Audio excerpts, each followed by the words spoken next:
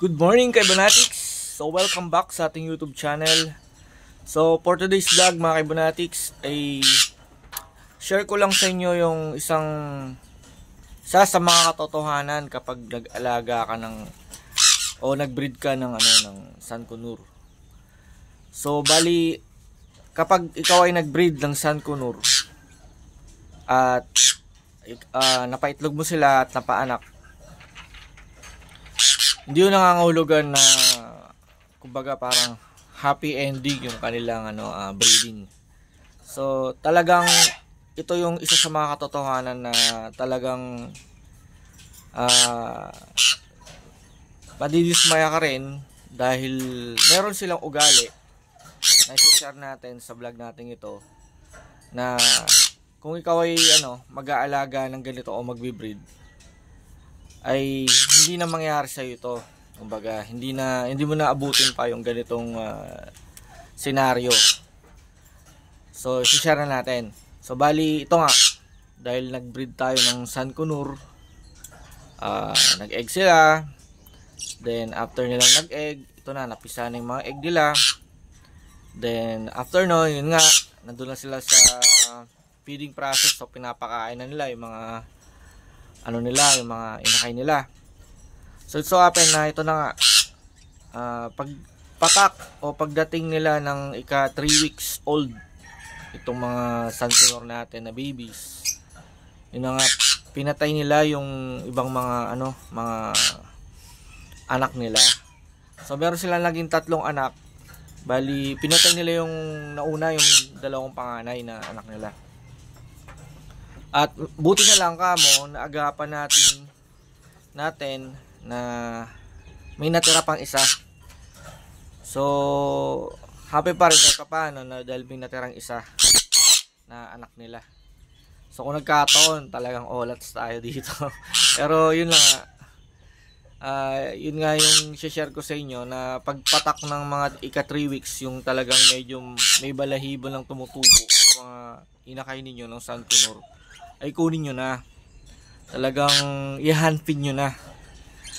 Para hindi kayo magaya sa akin na talagang akala ko na kapag nag-breed ka ng ganito, parang sa lovebirds, na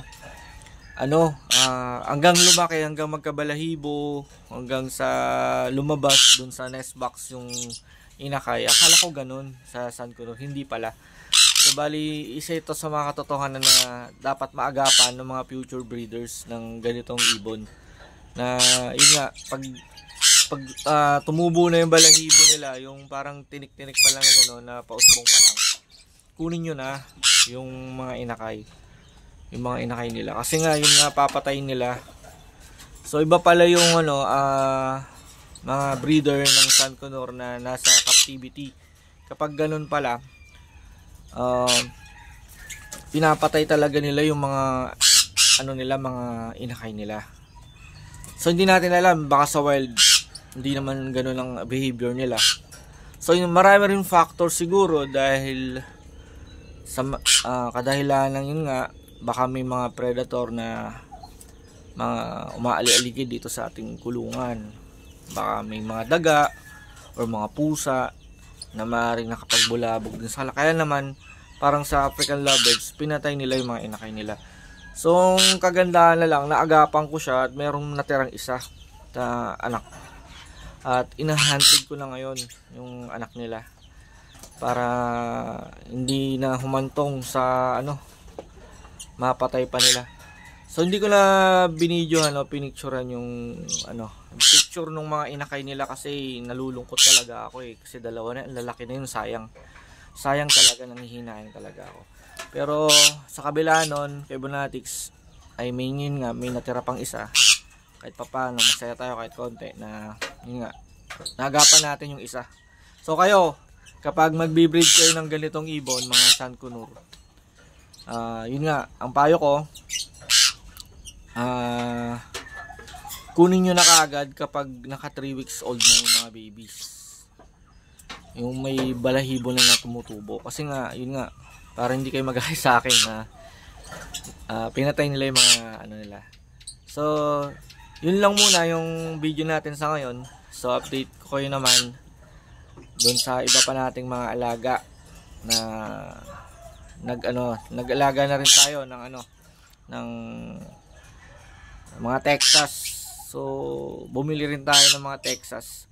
So dito kasi sa Pampanga, bali mas marami rito yung mga nagsasabong eh. So hindi tayo sabongero, hindi tayo nagsusugal. Bali magbi-breed lang tayo ng mga Texas. So syempre nag-iisip din tayo ng mga extra income natin. So ito yung naisip natin dahil maraming sabongero dito sa Pampanga. So isip natin na mag-breed ng mga Texas para naman magkaroon tayo ng extra income. So mabibili sila dito eh. Kasi meron akong uncle na bata pa ako, nagbi-breed na siya ng mga ganyan. Hindi naman siya nagsasabong, nagbi-breed lang siya. So bakit hanggang ngayon tuloy-tuloy pa rin siya sa pag-breed ng mga Tapos nagkikwento niya nga sa akin, sabi niya, ang tagal mo ng nag-aalaga ng mga ibon. Parang puro palabas ka lang diyan. Bakit hindi mo i-try mag-breed ng mga Texas na manok? Ako nga, sabi niya, napagawa ko yung kitchen namin, yung bubungan, nakabili ako ng pambubong sa kitchen namin. Dahil sa manok lang. So marami na akong napundar dahil dito sa manok lang. So tingnan natin kung maging successful naman itong dahil kumuha ako ng magandang Texas na. At yung iba nating mga ibon sinwap natin sa Texas, yung mga babae naman, para naman makapag-breed tayo. At subukan din natin ulit na maghanap ng club dito sa sa Pampanga. At subukan din natin ulit sumali sa karera sa Racing Pidion. So bali dala-dala ko yung linyada ng kaibigan ko dito sa Paco, Manila. Bali bibreed natin sila ngayon dito. At yung ibang mga linyada na imported na nakuha natin sa iba nating kaibigan, na sinopan natin naman ng mga manok, mga heritage chicken natin, sinop natin sa mga imported na kalapate. Susubukan natin na isali sa karera. So yun lang muna ang ating vlog for today, mga Kaibonatics. So bali update ko na lang kayo sa susunod pa nating mga ibang mga kaganapan dito sa ating ikunan.